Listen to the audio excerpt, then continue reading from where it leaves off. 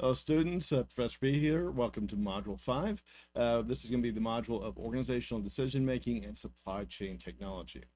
So let's start with a very foundational truth for this week. High level organization decision making is not a vibe. Successful companies do not operate on gut feelings under pressure. They rely on very structured systems, accurate data models, and a very rigorous process.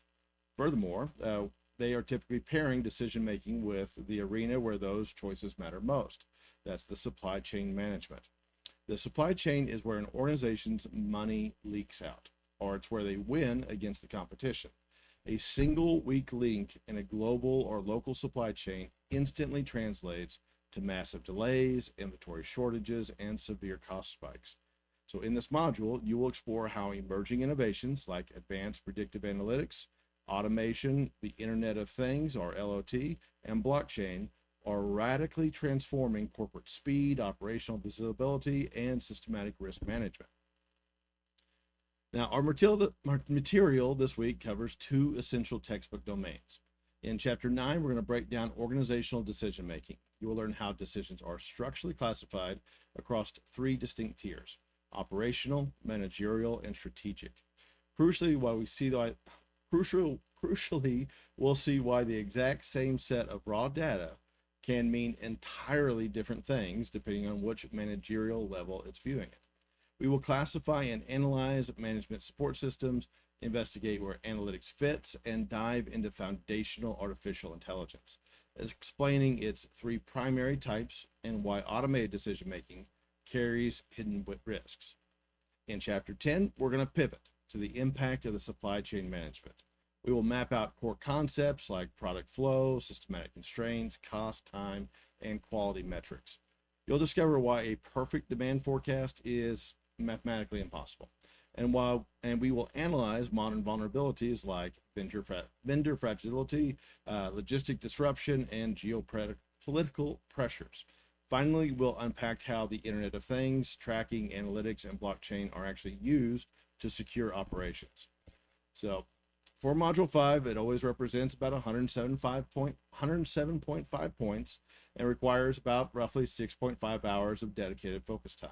So, if you're going to jump in, follow that same blueprint: video lecture, the textbook, then the case study, then the Power BI, then ending on your module exam.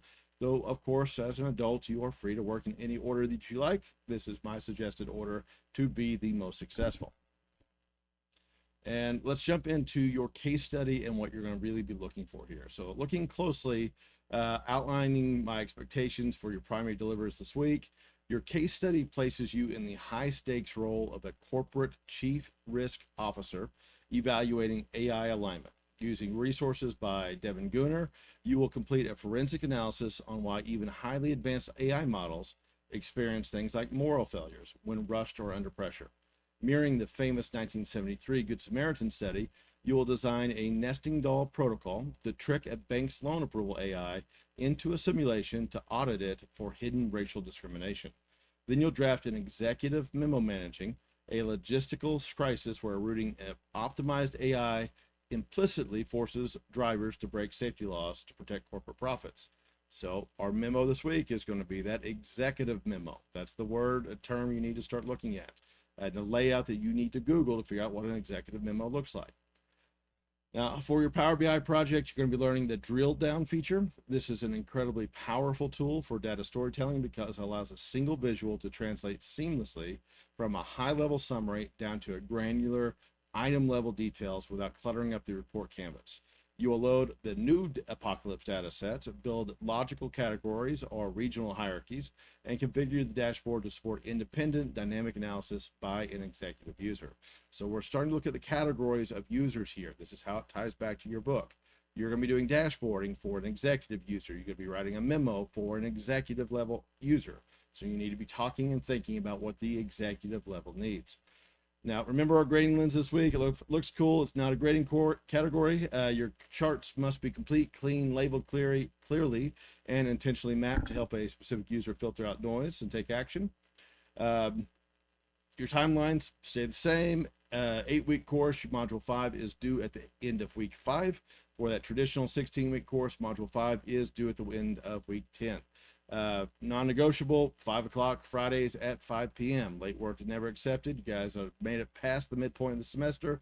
This stuff has been beat into your head repeatedly. You know it well. 5 p.m., not 5:01, not 5 p.m. in 15 seconds.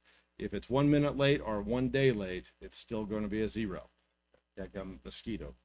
For the case study, you must copy paste your word into the discussion board as well as going to the plagiarism board.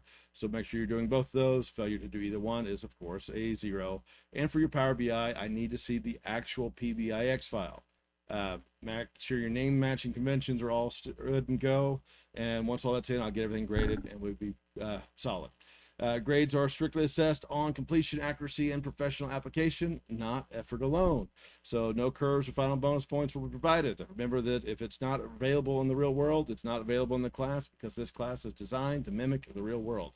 So get in the content early, structure your data hierarchies carefully, and let's turn analytics into a little bit of action this week. So guys, I will see you in the data. If you need me, let me know. Otherwise, have a very fruitful day.